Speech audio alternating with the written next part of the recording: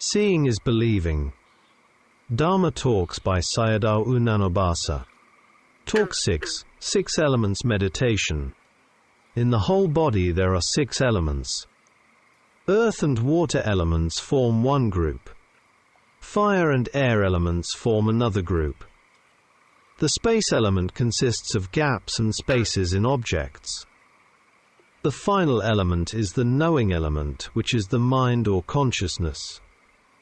Except for discerning arising and passing away, a mind dominated by sloth or restlessness is not truly meditating. A heavy or corpulent yogi has more earth and water elements. These combine into heavy material phenomena. Fire and air elements are light and move upward. A thin yogi has more of these fire and air elements. A heavy person tends to nod off while sitting, while a thin person tends to have excessive imagination. Therefore, a heavier yogi should breathe out longer, breathing in and out fully. If one is prone to nodding off, one should lengthen the breath, and sometimes lightly bite the teeth. Nodding occurs due to excessive samadhi and insufficient effort. If the mind is restless, one should breathe faster.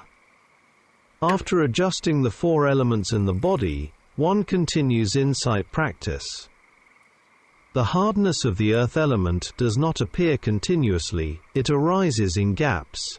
In the same way, heat and motion arise and pass away with gaps in between. The yogi should focus on the sense of touch, space and mind during the discernment of impermanence. The ending of one material or mental phenomenon is impermanence. Before the next one begins, there is a gap or space.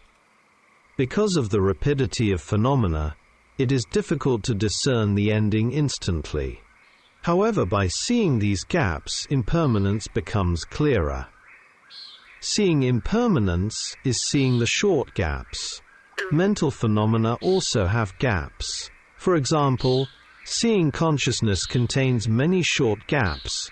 It continues by arising one after another with gaps in between.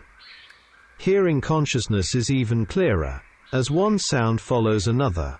In this way, yogis can see many short gaps. At the time of cessation, the knowing of the 6 sense doors comes to a stop.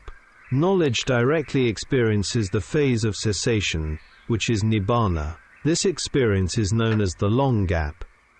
Discerning short gaps is seeing impermanence. Seeing the long gap is seeing the constant, which is nibbana. It is the long gap that transcends time and space. When cause and effect are cut off, the gap becomes long and limitless.